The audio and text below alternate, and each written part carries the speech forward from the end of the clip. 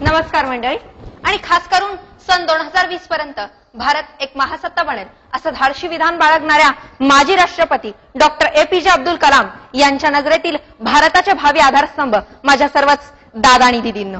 मी श्री यशवंतराव चव्हाण, वारणा महाविद्यालय वारणा नगरची इयत्ता 12वी HSVC मार्केटिंगची विद्यार्थिनी कुमारी वृषाली वसंत धर्मे, राहणार घुंडकी, तालुका हातकणंगले, जिल्हा कोल्हापूर, आपल्या अगदी दिलसे म्हणजेच हृदयापासून हार्दिक हार्दिक हार्दिक स्वागत करते. मी आज आपल्या समोर 2 ज्वलंत सामाजिक प्रश्नावरती भाष्य करणार आहे. अर्थात आजवरच्या माझ्या 500हून अधिक विविध सामाजिक प्रबोधनाच्या व्याख्यानातून मी हे विषय आवर्जून मांडत आले आहेच.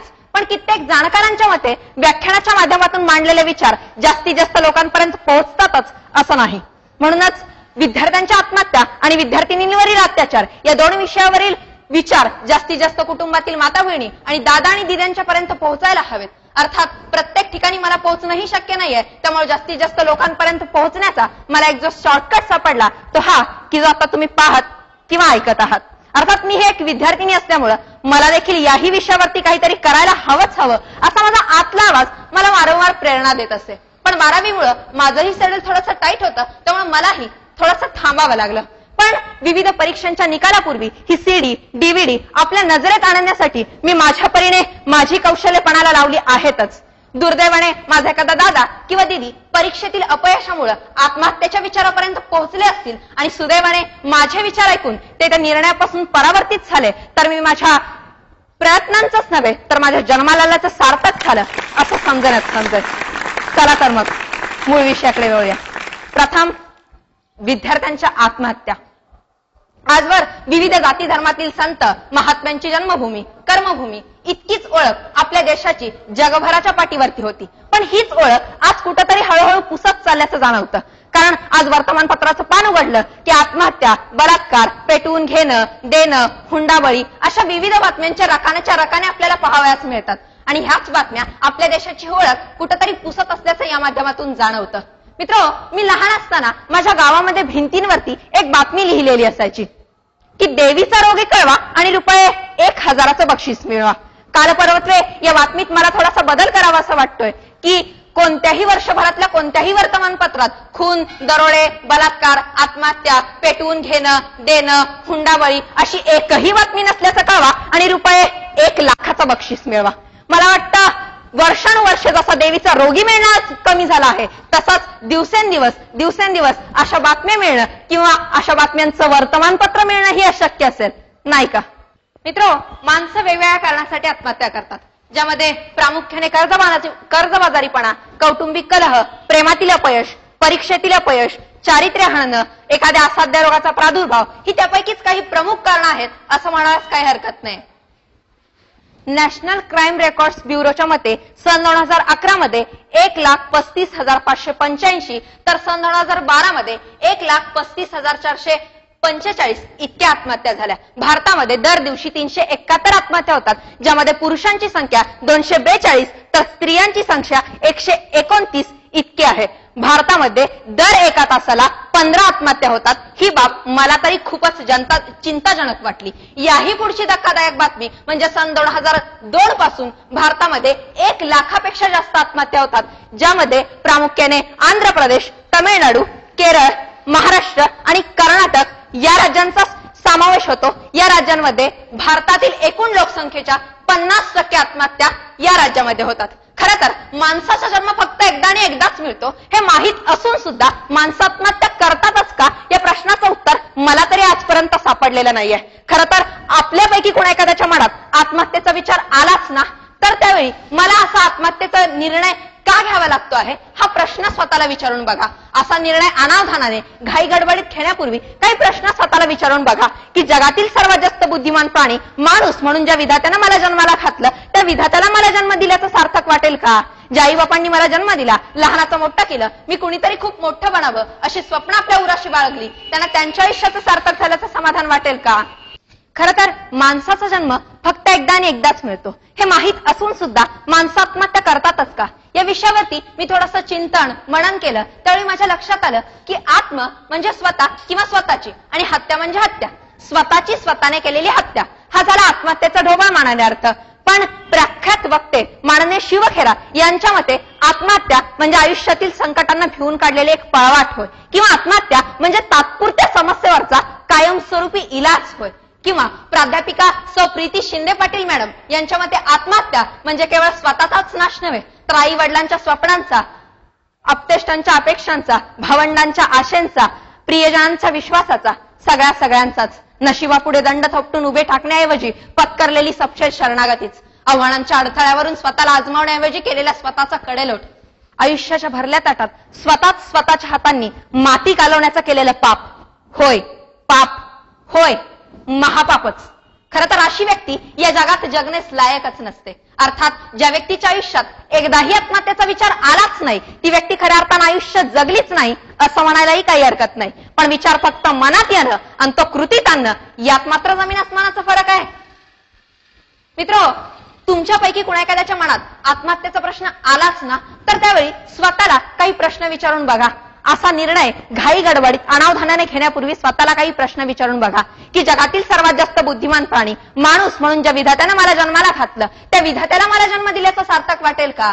ज्या आई बापांनी मला जन्म दिला, लहानाचं मोठं केलं, मी कुणीतरी खूप मोठं बनावं अशीच स्वप्न आपल्या उराशी बाळगून ठेवलीत, त्यांना माझ्या पळपुटे निर्णयाने समाधान वाटेल का? ज्या समाजात मी जन्माला आलोय, लहानाची मोठी झालोय, त्या समाजाला माझ्या धक्कादायक निर्णयाने समाधान वाटेल का? ज्या गुरूंनी मला विद्यादान करून कुणीतरी खूप मोठं बनावं असंच स्वप्न आपल्या उराशी बाळगलं, त्यांना त्यांच्या आयुष्याचं सार्थक झाल्याचं समाधान वाटेल का?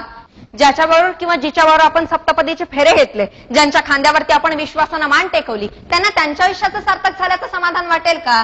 ज्या मुलांनी आपल्या मनगटाच्या जोरावरती या दुनियेत पदार्पण केलं, त्यांना त्यांच्या ध्येयापर्यंत पोहोचवल्याशिवाय आपण आपल्या आयुष्याच्या रणांगणातून अशी माघार घेतलीत, तर त्यांना त्यांच्या आयुष्याचं सार्थक झाल्याचं समाधान वाटेल का? या आणि अशाच काही प्रश्नांची उत्तरं जर तुमच्याकडून नाही आणि नाही अशीच येत असतील तर कुठंतरी थांबा. आणि मित्र, आयुष्यात एक गोष्ट नेहमी पक्की लक्षात ठेवा, जी गोष्ट आपल्याला खाली खेचते असं वाटतं, तीच गोष्ट आपल्याला आयुष्यात उंच भरारी घ्याव्यास प्रवृत्त करत असते. फक्त त्या गोष्टीत तितकं सामर्थ्य आहे हे आपल्याला ओळखता यायला हवं. मित्र, विधात्यानं जगातील सारी संकट फक्त तुमच्याच वाट्याला दिलेली असतात असंही नाही. संकट ही प्रत्येकाच्या आयुष्यात येतच असतात. त्यामुळे तुमच्या आयुष्यात एखादं संकट आलंच ना, तर त्यावेळी फक्त एक काम करा, त्यावेळी संकटाच्या समोर तुम्ही स्वतःच एक संकट म्हणून उभं राहा. त्या संकटाला सुद्धा आपल्याच पुढ्यातील महासंकट पाहून पळ काढावा लागेल.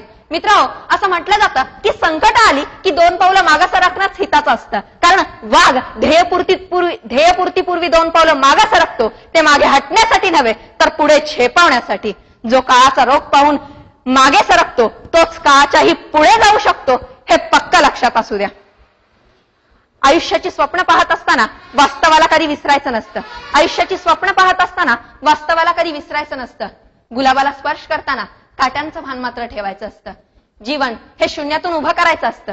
आई वडिलांचे व समाजाचे ऋण फिटल्याशिवाय मरणाचं नाव घ्यायचं नसतं.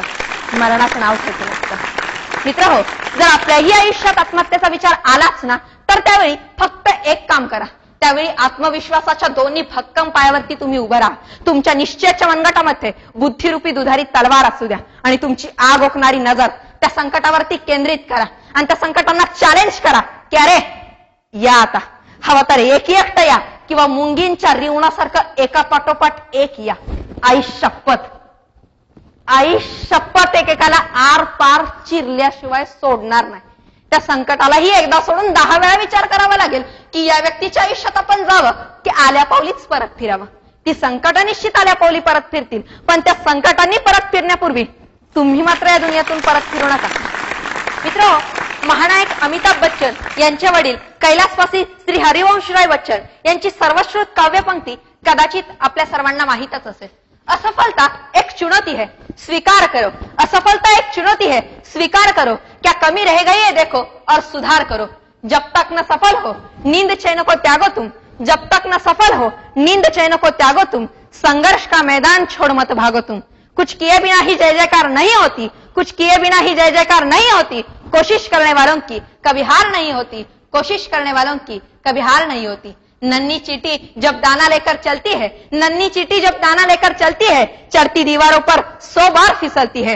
मन का विश्वास रगों में साहस भरता है. मन का विश्वास रगों में साहस भरता है. चढ़कर गिरना, गिरकर चढ़ना ना अखरता है, आखिर उसकी मेहनत बेकार नहीं होती, आखिर उसकी मेहनत बेकार नहीं होती, कोशिश करने वालों की कभी हार नहीं होती, कोशिश करने वालों की कभी हार नहीं होती, कोशिश करने वालों की कभी हार नाही होती.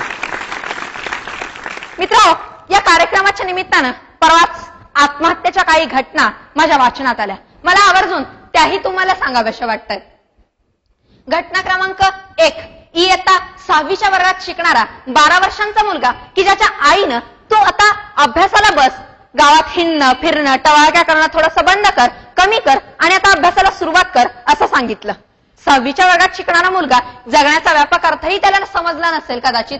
त्या मुलानं अभ्यासाला बसतो असं सांगून तो माडीवरती गेला आणि पंख्याला दोरीच्या साह्यानं गळफास लावून आत्महत्या केली. घटना क्रमांक 2, माझ्याच शेजारच्या गावातील इयत्ता 10वीच्या वर्गात शिकणारी कबड्डी आणि खो खोची एक राष्ट्रीय खेळाडू की जिच्या ट्रॉफीज ठेवायला तिच्या बापाचं घर अपुरं पडतंय. अशा मुलीला तिच्या आईनं तू 10वीत शिकते आहेस त्यामुळे तुझा टीव्ही बघणं थोडंसं कमी कर आणि आता अभ्यासाला सुरुवात कर असं सांगितलं. झालं, स्वारीचं डोकं असं काही भडकलं.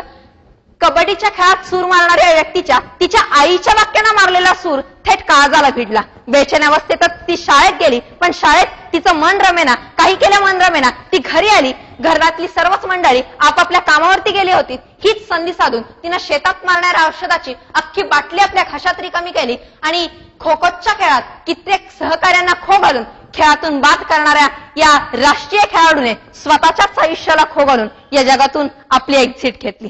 घटना क्रमांक 3, इंजिनिअरिंग कॉलेजच्या विद्यार्थ्याची पेपर अवघड गेल्याने व घरच्यांच्या अपेक्षा पूर्ण करू शकत नसल्याने पंख्याला दोरीच्या साह्यानं गळफास लावून आत्महत्या. घटना क्रमांक 4, प्रियकराने ऐन वेळेस लग्नास नकार दिल्याने प्रियसीची आत्महत्या. घटना क्रमांक 5, आंतरजातीय विवाहाला घरच्यांच्याकडून विरोध म्हणून प्रेम युगलाची व्हॅलेंटाईन डे दिवशीच स्वतःला रेल्वे खाली झेपावून आत्महत्या. घटना क्रमांक 6, गारपिटीतील नुकसानीने आजवर 63 शेतकऱ्यांच्या आत्महत्या आणि अजूनही आत्महत्येचं सत्र सुरूच. अशा काही बातम्या ऐकल्या वाचल्या की मन अगदी सुन्न होऊन जातं. असं वाटतं कुठेपर्यंत चालणार हे असं. यावरती आपण काही प्रबोधन मनन चिंतन करणार आहोत की नाही? ज्यांच्याकडून आपण महासत्तेची स्वप्न बाळगत आहोत तीच आपल्या आयुष्याचा प्रवास असा अर्ध्यावरती सोडून चालली आहेत. यावरती आपण काही प्रबोधन चिंतन मनन करणार आहोत की नाही? अशा कितीतरी प्रश्न माझ्या मनात येऊन गेले. त्यावेळी काही प्रश्नांची उत्तरं मला सापडलीत ती मी आपल्याला सांगू इच्छिते. अपेक्षा फक्त इतकीच आहे की या प्रश्नांच्या उत्तरावरती आपल्याकडून थोडंसं चिंतन मनन कृती अवश्य व्हावी. घटना क्रमांक 1 व 2, 6वीच्या वर्गातला मुलगा आणि 10वीच्या वर्गातली मुलगी. खरं तर जगण्याचा व्यापक अर्थही न कळालेला हे वय, असंच या वयाचं वर्णन करावं लागेल. समाजातील बऱ्या वाईटाची जाण या वयात येत असावी असं मला वाटत नाहीये. त्यामुळं आपल्या मुलाच्या यशाचं स्वागत आपण ज्या कौतुकानं ज्या उत्साहानं ज्या आनंदानं करतो तशीच त्याला त्याच्या चुकीची जाणीव आणि भविष्यातील परिणामांची पूर्वकल्पना एखाद्या घरातल्या व्यक्तीनं किंवा एखाद्या शेजारच्या व्यक्तीनं समंजस चांगल्या भाषेत करून द्यायला हवी असं मला वाटतं. आई वडिलांनी मुलांनी अभ्यास करायला हवा याची जाणीव करून देणं आणि मुलांनी आयुष्याचं पुस्तक कायमचंच मिटणं वाटते तितकी साधी गोष्ट नाहीये होई. गंभीर मनाला अस्वस्थ करणारी बाब आहे. मुलांनी अभ्यास करायला हवा याची जाणीव आई बापांनी करून द्यायचीच नाही का? आपण कुणाचं तरी ऐकायला हवं ही मानसिकता आज मुलांच्या मनामध्ये उरलीच नाही का? 6वीतल्या वर्गातल्या मुलाला आईच्या बोलण्याचा अपमान वाटावा इतपत आम्ही अहंकार पोसत चाललो आहोत की काय?